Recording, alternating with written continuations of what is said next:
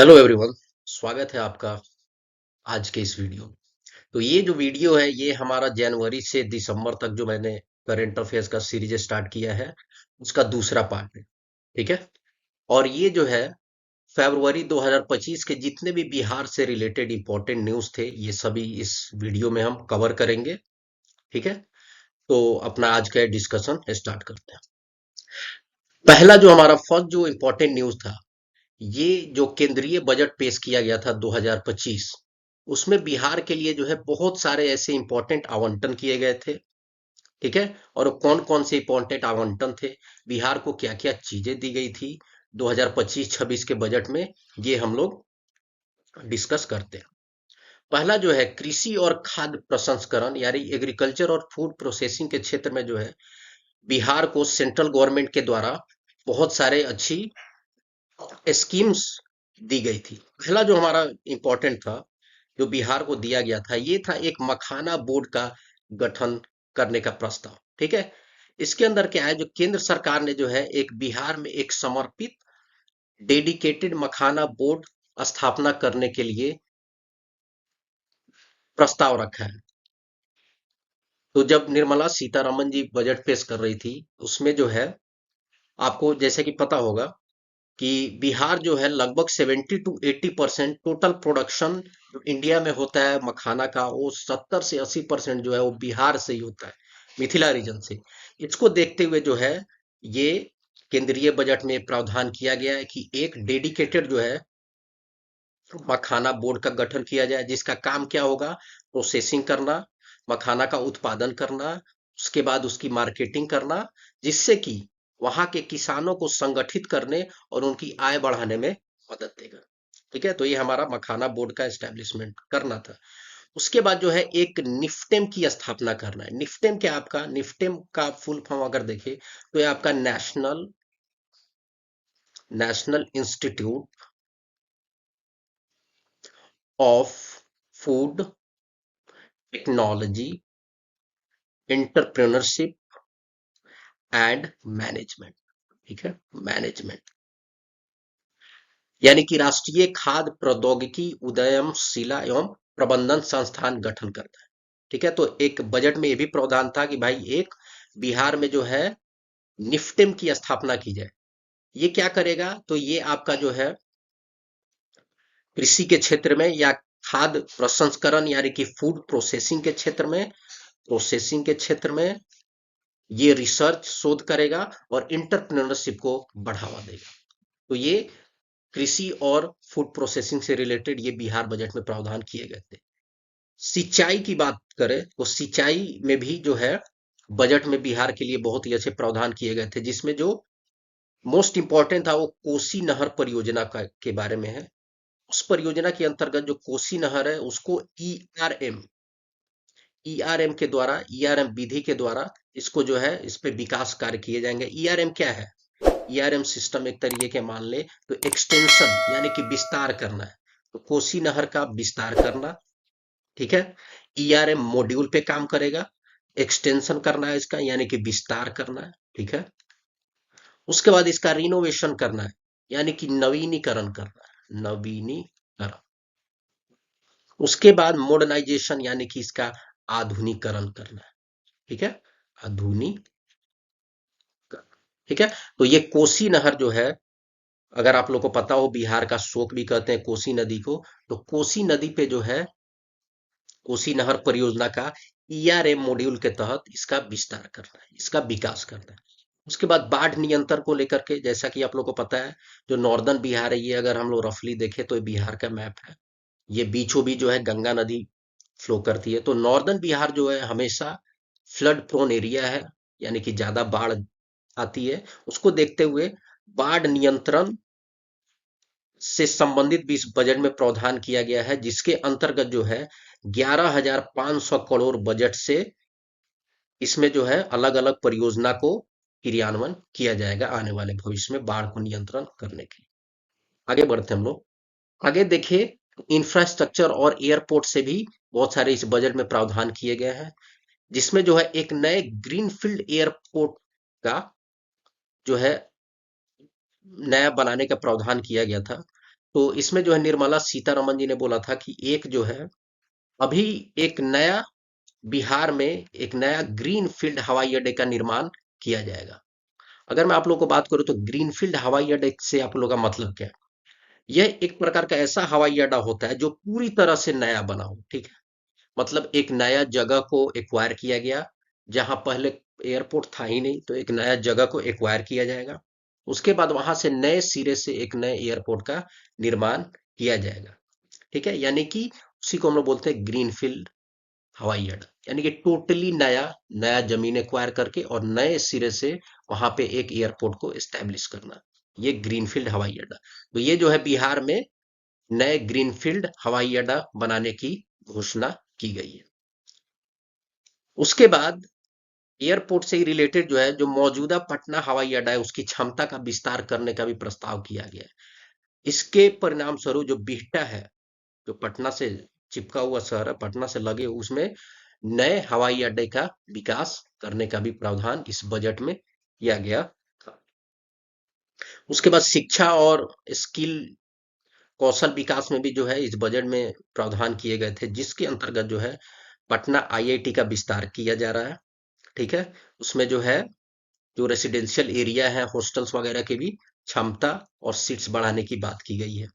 Tourism की बात करें तो नालंदा, राजगीर और गया, ये जितने भी कॉरिडोर है उसको 2025 के बजट में कॉरिडोर के निर्माण की बात की गई है, जिससे कि बिहार में जो है वैश्विक पर्यटन का जो एक मानचित्र पूरे विश्व पटल पे बिहार का पर्यटन के क्षेत्र में उभर करके सामने आया। तो एक अलग कॉरिडोर बनाने की बात की गई थी, जो नालंदा, राजगीर और गया का जो विष्णुपद मंदिर है, ये सबको आपस में जोड़ेगा। तो ये पर्यटन से रिलेटेड जो बातें थी, ये बजट में बात की गई। तो ये हमने देखा कि अभी जो बजट पेश किया गया था, यूनियन बजट 2025-26, उसमें बिहार के लिए क्या-क्या प्रावधान थे। अब हम लोग आगे बढ़ते हैं कुछ बिहार की इंपॉर्टेंट और न्यूज पे।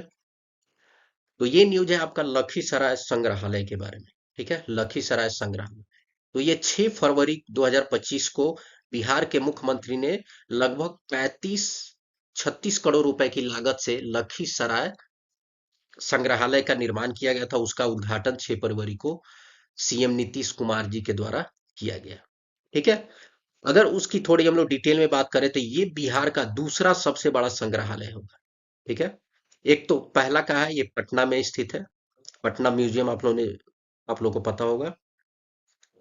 तो ये पहला पटना में और दूसरा खुला है कहाँ, तो लखीसराय डिस्ट्रिक्ट में, ठीक है। तो बिहार में अभी टोटल देखे तो 2 संग्रहालय होगा, पहला पटना और दूसरा लखीसराय डिस्ट्रिक्ट में, ठीक है। इसमें जो है इस संग्रहालय में प्राचीन मूर्तियां, शिलालेख, मिट्टी के बर्तन, बौद्ध स्तूप, बहुमूल्य पत्थरें, जो पहले एक अशोक धाम मंदिर में रखा जाता था, ठीक है। जो भी वहां पे लखीसराय डिस्ट्रिक्ट के जो भी मॉन्यूमेंट्स थे, जो खुदाई से मिले मूर्तियां, शिलालेख, ये सब पहले एक अशोक धाम मंदिर में रखा जाता था, या अन्य स्थानों में जो जहाँ की प्रशासन उसे देख रेख करती थी। ये सब को अब एक इस संग्रहालय में व्यवस्थित रूप से संरक्षित किए जाएंगे। इसी उद्देश्य से जो है ये लखीसराय संग्रहालय का विकास किया गया है। इससे क्या होगा, पर्यटन में बढ़ावा मिलेगा, ठीक है। और इसमें बहुत सारे राज्य के ऐतिहासिक और सांस्कृतिक हमारे जितनी भी धरोहर है उसके बारे में जानकारी हमें मिलेगी, जिससे कि एक तरीके का इकोनॉमिक डेवलपमेंट भी देखने को मिलेगा, ठीक है। आसपास अगर कोई पर्यटन के लिए जाता है म्यूजियम देखने, तो एक तरीके का एक अर्थव्यवस्था भी वहां पे चालू होगा, जिससे कि लोगों को इकोनॉमिकली भी फायदा पहुंचेगा, ठीक है। उसके बाद ये जो हमारा बिहार है उसके सांस्कृतिक और ऐतिहासिक महत्व को भी प्रदर्शित करेगा। तो ये था हमारा लखीसराय संग्रहालय के बारे में। ये आप इम्पोर्टेंट, इसमें इम्पोर्टेंट बात करें तो ये दूसरा सबसे बड़ा बिहार का संग्रहालय है आफ्टर। आगे बढ़ते हैं, हमारा जो नेक्स्ट जो इम्पोर्टेंट न्यूज था वो क्यूल नदी पुल के बारे में, ठीक है।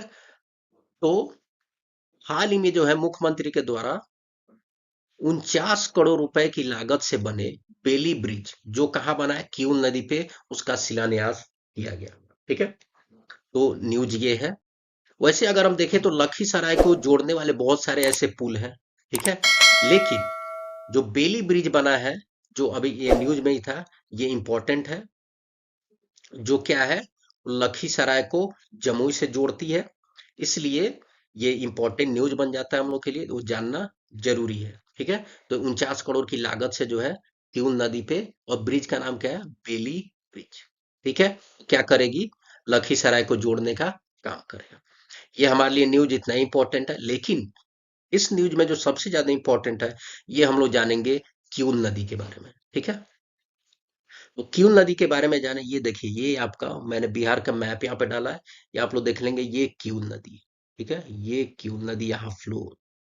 ठीक है, अभी आती कहाँ से है, तो इसका उद्गम स्थल जो है गिरिडीह जिले। ठीक है, गिरिडीह जिले के खगड़िया का जो तीसरा रेंज है, वहां से निकलती है, यानी झारखंड राज्य के गिरिडीह जिले से ये निकलती है। आपका इधर झारखंड होगा, गिरिडीह जिले से निकलती है। उसके बाद सतपहाड़ी के आसपास, यहाँ सतपहाड़ी के आसपास वो बिहार में प्रवेश करती है। ठीक है, उसके बाद जो है वो हरोहर नदी के साथ यहाँ पे आकर के मिल जाती है। ठीक है, और फिर ये हरोहर नदी में मिलने के बाद फिर ये जाकर के और गंगा नदी में मिल जाती है। ठीक है, तो ये इस प्रकार जो है इसका एक फ्लो अपवाह तंत्र होता है। ठीक है, कहाँ, गिरिडीह झारखंड से निकलती है, बिहार में अगर पूछे कहाँ मिलती है, तो जमुई जिले में जो है सतपहाड़ी के पास ये जाकर के बिहार में मिलती है। उसके बाद ये नदी हरोहर नदी के साथ मिलके और फिर जाकर के ये गंगा में मिल जाती है। अगर उसकी फ्लो डिस्ट्रिक्ट की बात करें, कौन कौन से जिले में अपवाह क्षेत्र की, तो ये मुख्य रूप से दो, जमुई और लखीसराय, ये दो जो है जिले में ये इसका प्रवाह तंत्र है, अपवाह तंत्र है, जो दो जिले से होकर के ये नदी गुजरती है। इसका जो मेन ट्रिब्यूटरी सहायक नदी, वो भी आप लोग याद कर सकते हैं, एग्जाम ओरिएंटेड पूछ सकता है बिल्कुल आपसे। तो एक बरनर, अंजन और हरुहर, इसके क्या है, ट्रिब्यूटरीज है, यानी कि सहायक नदी है। अब आगे बढ़ते हैं, हमारा जो नेक्स्ट इंपॉर्टेंट न्यूज था, वो था आपका दरभंगा अंतर्राष्ट्रीय फिल्म उत्सव के बारे में। ठीक है, तो हाल ही में जो है 12वें दरभंगा अंतर्राष्ट्रीय चलचित्र उत्सव, यानी कि दरभंगा इंटरनेशनल फिल्म फेस्टिवल का आयोजन किया गया है। ये कब किया गया, तो 9 से 7 फरवरी के बीच ये 3 दिवसीय आयोजन किया गया। ठीक है, कौन सा था, ये आप लोग याद रखिएगा, 12वां। ठीक है, ये 12वां आयोजन था। ये स्थान क्या था, तो आपका दिल्ली वर्ल्ड पब्लिक स्कूल के प्रांगण में ये दरभंगा स्थित है, यहाँ पे किया गया था। आयोजक की बात करें ना, तो ये किसके द्वारा आयोजन किया गया है, तो ये आयोजन किया गया है आपका, ये दरभंगा फिल्म क्लब द्वारा ये आयोजित किया गया। ठीक है, तो ये इसके आयोजक थे में। उसके बाद इसकी शुरुआत जो हुई है ना, वो 2013 में हुई थी। ठीक है, दरभंगा फिल्म महोत्सव का जो शुरुआती साल था, 2013 से इसकी शुरुआत की गई, और ये जो था ये उसका 12th था, 7 से 9 फरवरी किया गया था। इसमें जो है बहुत सारे भारत के साथ साथ विदेशी फिल्में भी इसमें प्रदर्शित की जाती है। ठीक है, जिसमें निम्नलिखित देखे तो इटालियन फिल्म, ईरानियन फिल्म और यूएसए के भी बहुत सारे, लगभग 45 फिल्मों की स्क्रीनिंग की गई थी। ठीक है, इसमें जो अच्छे अच्छे फिल्म होते हैं, उसके डायरेक्टर, उसके एक्टर, उनको अवार्ड भी दिया जाता है। तो इसमें जो है लगभग 65 अवार्ड दिया गया था इस महोत्सव के दौरान। ठीक है, अगर सांस्कृतिक महत्व की बात करें, तो इसमें आपका एक प्रकार से क्या होता है कि इसमें जो मिथिलांचल क्षेत्र के जो भी है, एक तरीके से स्वतंत्र सिनेमा को बढ़ावा देने के लिए ये एक वैश्विक मंच प्रदान किया जाता है। हर साल दरभंगा अंतर्राष्ट्रीय फिल्म महोत्सव मना करके जो मिथिलांचल के क्षेत्र है, वहां पे कैसे जो स्वतंत्र सिनेमा, इंडिपेंडेंट फिल्म क्रिएटर है, डायरेक्टर है, उनको एक मंच प्रोवाइड किया जाए ताकि वो अपने कला का प्रदर्शन कर सके। तो ये इसलिए एक इसका महत्व आगे बढ़ के आता है। ठीक है, इसके मुख्य अतिथि की बात करें, कहीं बीपीएससी पूछ ले, बिल्कुल पूछ ही लेती है ऐसे ऐसे सिली क्वेश्चन, तो ये अभिनेता यशपाल शर्मा जो थे इसमें मुख्य अतिथि थे। ठीक है, तो ये हमारा एक इंपॉर्टेंट न्यूज हो गया दरभंगा अंतर्राष्ट्रीय फिल्म उत्सव के बारे में। आगे बढ़ते हैं, आगे जो हमारा इंपॉर्टेंट है ना, वो है मधुबनी पेंटिंग के बारे में। ये न्यूज में क्यों था, क्योंकि हाल ही में जो हमारे प्रधानमंत्री नरेंद्र मोदी जी वो फ्रांस यात्रा पे गए थे। उस दौरान उनको अमेरिकी उपराष्ट्रपति से मुलाकात होती है। ठीक है, आप लोग कमेंट में बताएं कि अभी अमेरिका के उपराष्ट्रपति कौन है। ठीक है, जरूर आप लोग जो है कमेंट कीजिए। वहां पे जो है वो उपराष्ट्रपति के बच्चों को एक तरीके के जो इंडियन हमारा लोक कला पे आधारित खिलौने थे, ठीक है, उन्होंने उनको गिफ्ट में दिए, जिसमें मधुबनी पेंटिंग वाली जो है पहेलियां भी शामिल थी। ठीक है, तो आप लोग कॉन्टेक्स्ट समझ गए क्या कॉन्टेक्स्ट है। अब ये कॉन्टेक्स्ट हमारे लिए यहाँ पे जरूरी था। मेन जो इम्पोर्टेंट है वो है मधुबनी पेंटिंग के बारे में। यहाँ जो है ना, मैं थोड़ा शॉर्ट में बता देता हूँ। जब हम लोग बिहार के आर्ट एंड कल्चर पढ़ेंगे ना, तो वहाँ पे मैं पूरा और डिटेल में जितने भी पेंटिंग्स है ना बिहार से रिलेटेड वो मैं बताऊंगा। ठीक है, यहाँ पे अभी हम लोग थोड़ा ओवरव्यू ले लेते हैं। तो ये मुख्य रूप से कहा मिथिला क्षेत्र का पेंटिंग है। मिथिला क्षेत्र की बात करें तो क्या क्या होता है इसमें, कौन कौन से जिले, तो मधुबनी, दरभंगा और कुछ नेपाल के क्षेत्र भी मिथिला क्षेत्र में आते हैं। ठीक है, ये एक तरीके का ऐतिहासिक पेंटिंग है। माना जाता है कि इसकी शुरुआत जो हुई थी ना वो रामायण काल में हुई थी। ठीक है, जब राजा जनक ने राम सीता के विवाह के अवसर पर ना कलाकारों को पूरे नगर में चित्र बनाने के लिए बोला कि भाई राम राम जी और सीता जी की शादी है, तो आप लोग जो पूरे है शहर को सजा दो, पूरे गांव को सजा दो। और तब से है ना ये मधुबनी पेंटिंग प्रचलित हो गई। तो ये एक इसका ऐतिहासिक महत्व है, ये इतिहास से आता है हमारे। इसमें जो है ना प्रारंभ में देखें तो दो प्रकार के इसमें रूप प्रचलित थे। एक को बोलते थे हम लोग भित्ति चित्र, जो दीवारों पे किया जाता था। एक को बोलते थे अरिपन, जो भूमि पे किया जाता है। लेकिन धीरे धीरे जैसे जैसे समय इवॉल्व हुआ ना, अब ये कागज और कपड़ों पे भी बनाने जाने लगे। अब ये दो तक सीमित नहीं रह गए, पेपर पेन जहां आपको मिले वहां पे भी इसका ये मधुबनी पेंटिंग प्रकाशित की जाने लगी। ठीक है, उसके बाद एक इसमें क्वालिटी आपको पता होना चाहिए। मधुबनी पेंटिंग की एक आपको पता है क्वालिटी क्या है, ये है ना इसमें इस प्रकार के पेंटिंग में ना कोई रिक्त स्थान नहीं छोड़ा जाता। इसकी यही विशेषता है कि कोई भी जगह खाली नहीं छोड़ी जाती। खाली स्थानों पे जो है ना आपको फूल पत्ती या कोई ज्योमेट्रिक पैटर्न जो है वहां से करके भरा जाता है। तो आपका जो मधुबनी पेंटिंग है ना पूरा फुल फ्लेज भरा हुआ दिखता है। तो ये इसका है कि आप लोग याद रखिएगा, बहुत ही इंपॉर्टेंट है, कोई जगह खाली नहीं रहनी चाहिए। ठीक है, उसके बाद मधुबनी पेंटिंग जो है ना उसको जीआई टैग भी मिला है, सबसे इंपॉर्टेंट हमारा है। ठीक है, जीआई टैग क्या होता है कि कोई भी एक भौगोलिक क्षेत्र में उसकी जो विशेषता होती है उसके अलावा उसकी विशेषता बाकी जगह नहीं होती कहीं उस क्षेत्र को छोड़ के, क्या होता है एक भौगोलिक सांकेतिक कि भाई ये जो चीज है ये इस जगह के लिए बहुत ही महत्वपूर्ण है, इसके अलावा बाकी जगह इससे अच्छा नहीं हो सकता। तो इसलिए जीआई टैग दिया जाता है। कब दिया गया था, तो 2007 में। और एक इंपॉर्टेंट बात आप लोग ये भी याद रखें कि बिहार में लगभग 13 ऐसे भौगोलिक जो है ना 13 ऐसे उत्पाद है ना जिसको उत्पाद आर्ट एंड कल्चर से रिलेटेड जो भी है, लगभग 13 ऐसे वस्तुओं को जीआई टैग दिया गया। ठीक है, और 13 कौन से है ना ये आने वाले स्लाइड में मैं बताता हूँ, और वहां पे जिक्र हुआ है तो वहां पे मैं और डिटेल बताऊंगा। और यहाँ बताने लायक ये इंपॉर्टेंट है कि बिहार का पहला जिसे मिला था ना जीआई टैग, ये मधुबनी पेंटिंग को ही मिला था 2007।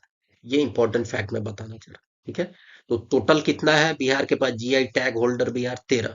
और जिसमें सबसे पहला जो मिला था ना सबसे फर्स्ट टाइम ये मिला था मधुबनी पेंटिंग को ही, कितना, 2007 में। ये कुछ इसके 5 रूप है, ये आप लोग इसको पढ़ लीजिएगा। बाकी डिटेल जो है ना जब मैं आर्ट कल्चर बताऊंगा तो वहां डिस्कस करूंगा। यहाँ थोड़ा वीडियो जो है लेंगे। ठीक है, आगे बढ़ते हैं। आगे जो इंपॉर्टेंट न्यूज है ना, ये गया जिले के स्टोन आर्ट को ना जीआई टैग मिला है। हाँ, यहीं पे मैं वो जो लास्ट में बता रहा था ना आपको 13 जो भी अनमोल उत्पाद है वो मैं बताता हूँ।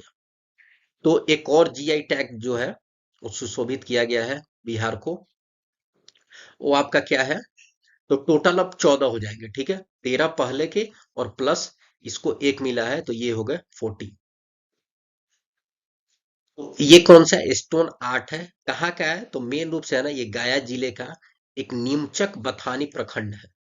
ठीक है, वहां जो है ना एक पत्थर कटी गांव मूर्ति कला बोलते हैं, यानी कि स्टोन आर्ट वहां के जो है ना ये मूर्ति आर्ट को जीआई टैग दिया गया। ठीक है, तो कहाँ का है मेन आपको याद रखना है, गया जिले का है। और इसको एक पत्थर कट्टी गांव मूर्ति कला के नाम से जाना जाता है और वहां पे वो प्रसिद्ध है। उसको देखते हुए इसको जीआई टैग दिया गया। इस स्टोन आर्ट में देखें ना तो बहुत से प्रकार के ऐसे कलाकृतियों को दर्शाया जाता है। मुख्य रूप से जो है ना भगवान बुद्ध और महावीर स्वामी की मूर्तियों को इस पत्थर कटी जो स्टोन आर्ट है ना उसके द्वारा प्रदर्शित किया जाता है। माना ये जाता है कि जो अहिल्याबाई होलकर जी जो थी ना, इस गांव का नाम पत्थरकट्ट, जब वहां पे वो आई तो ये कला देख करके वो इतना प्रभावित हुई ना कि अहिल्या होलकर अहिल्याबाई होलकर जी ने ना उस गांव का नाम पत्थरकट्टी रख दिया। ठीक है। और वहां से जो है ना ये बहुत प्रचलित ये कला होने लगा और अब जाकर के उसको जीआई टैग दिया जा रहा।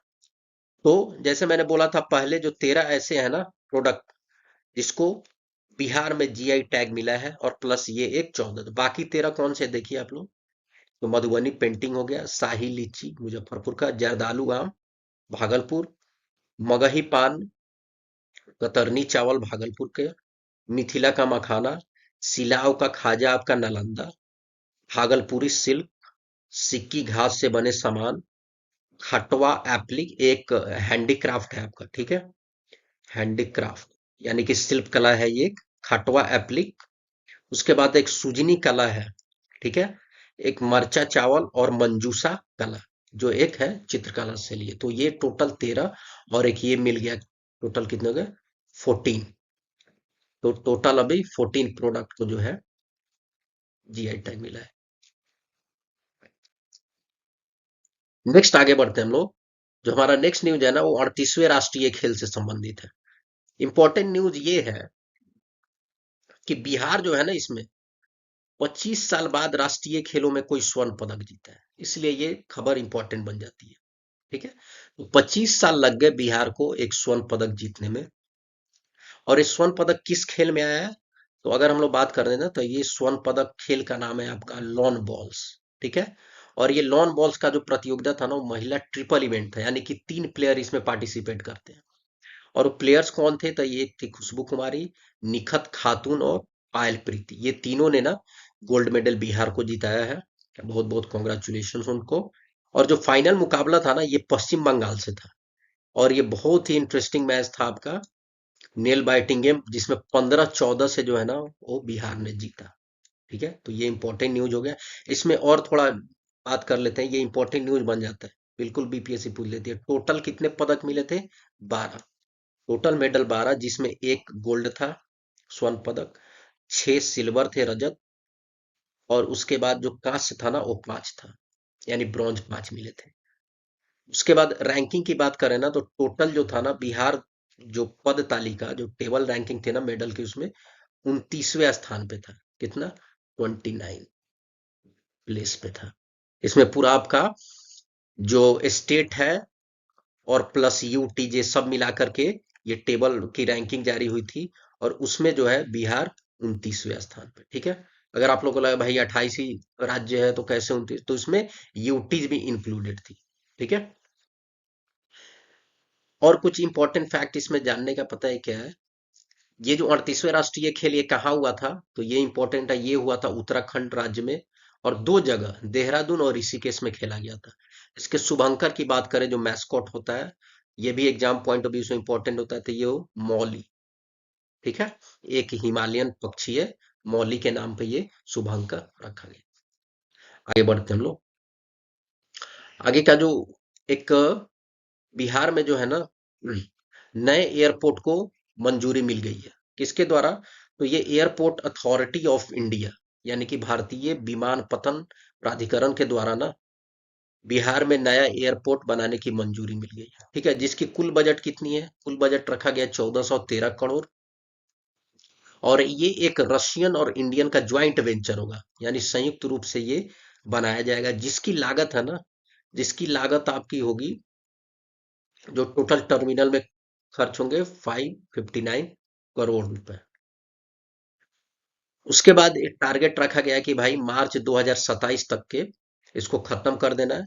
हालांकि कुछ ऐसे जो छोटे मोटे टर्मिनस है ना वो टारगेट रखा गया है कि भाई दिसंबर जो 2026 तक के आप कंप्लीट कर दो, लेकिन टोटली ऑपरेटिव हो जाएगा ये मार्च 2027 तक के। ठीक है। ये टोटल जो है इसका 68,000 वर्ग किलोमीटर तक फैला होगा। इतना टारगेट लेके रखा गया है उसका कि इतना स्क्वायर मीटर इसका जगह होगा, जहां पे लगभग है ना 50 लाख से 1 करोड़ यात्रियों को संभालने की क्षमता रहेगी। कनेक्टिविटी की बात करें तो दानापुर और बिहटा, दानापुर से लेकर बिहटा तक ना एक एलिवेटेड रोड बनाने की का भी प्रस्ताव रखा गया है। क्यों?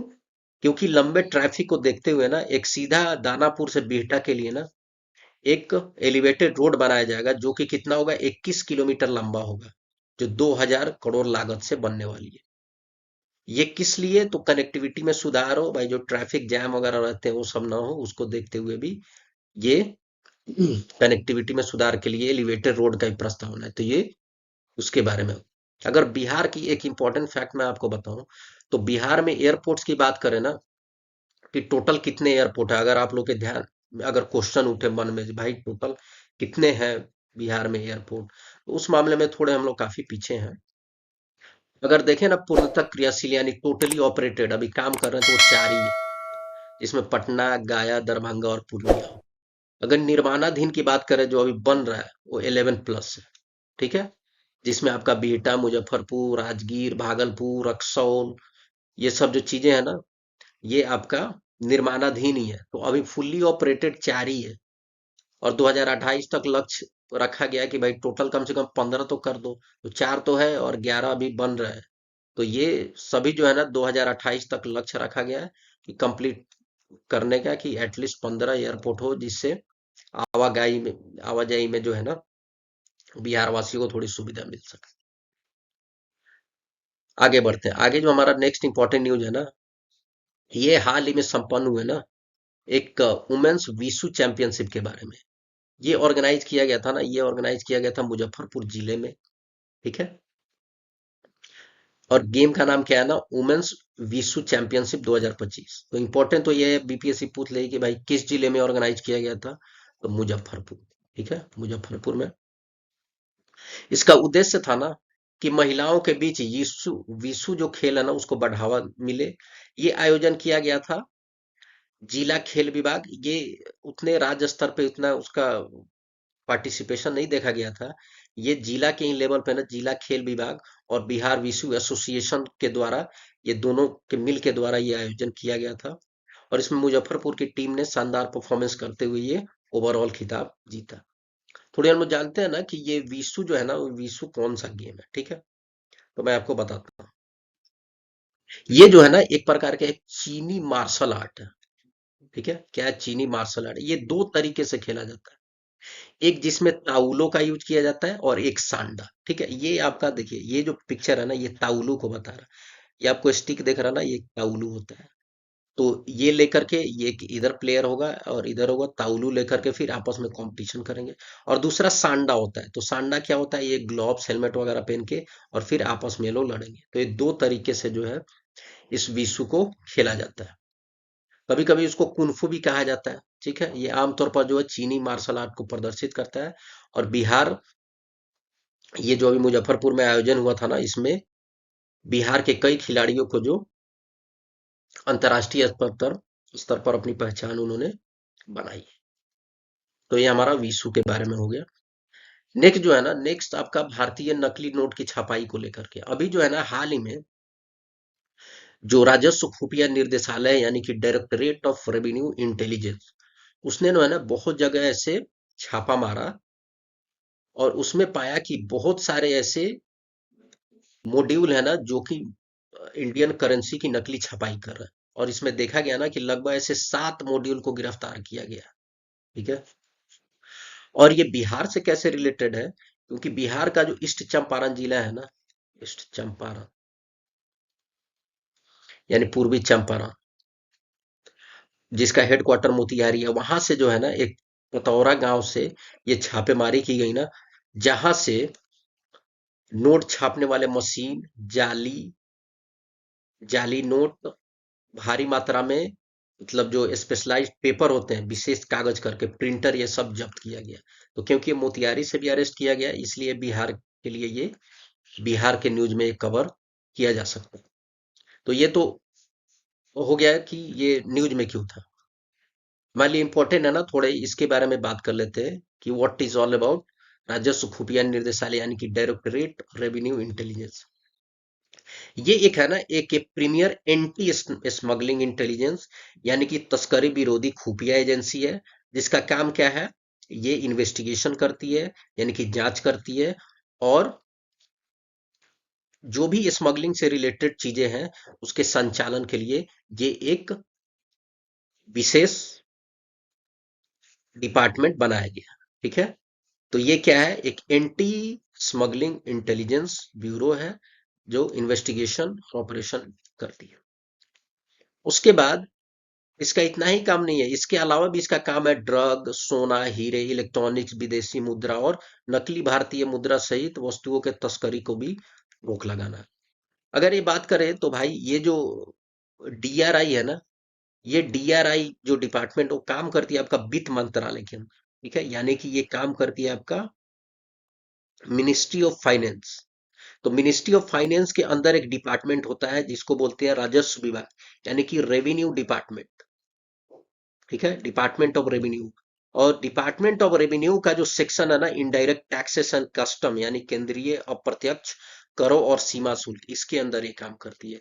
यानी कि मैं आपको बताऊं तो ये क्या है, तो डीआरआई पूछे कि भाई ये किसके अंडर आती है, तो एक जो मिनिस्ट्री ऑफ फाइनेंस है उसके अंदर एक डिपार्टमेंट है, department of revenue, department of revenue यानी कि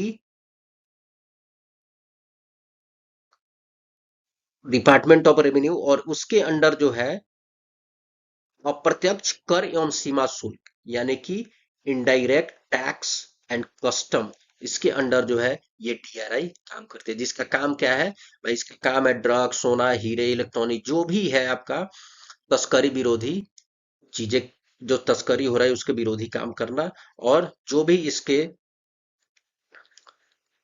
मतलब कल्प्रिट होते हैं, जो भी इसके दोषी होते हैं, गिल्टी पाए जाते हैं, उसको पकड़ के उनको सजा दिलाना। तो ये हमने डिटेल में जाना कि डीआरआई क्या होता है, और उसके बाद नकली नोटों की छपाई में इसका क्या रोल था, पकड़ने में, इसमें करना। ठीक है, आ- ठीक है, इस प्रकार जो है हमने ये पूरे वीडियोस को देखा। ये हमारा पार्ट 2 था। ठीक है, यानी कि इसमें मैंने जो है ना फरवरी 2025 के सभी इंपॉर्टेंट न्यूज को कवर किया है। होप आप लोग को अच्छा लगा होगा, और ये आप लोग को बेनिफिट भी प्रोवाइड करेगा आप लोग को प्रिपरेशन जर्नी या मेन जर्नी में। तो इसका पार्ट 3 भी जल्द आएगा, यानी कि मैं मार्च मंथ का कवर करूंगा, और ऐसे ही कंटिन्यू आपको वीडियोज आते रहेंगे। और उसके अपडेट के लिए आप सब्सक्राइब कर सकते हैं, ये आपको नोटिफिकेशन मिलता रहा। Thank you very much for discussion.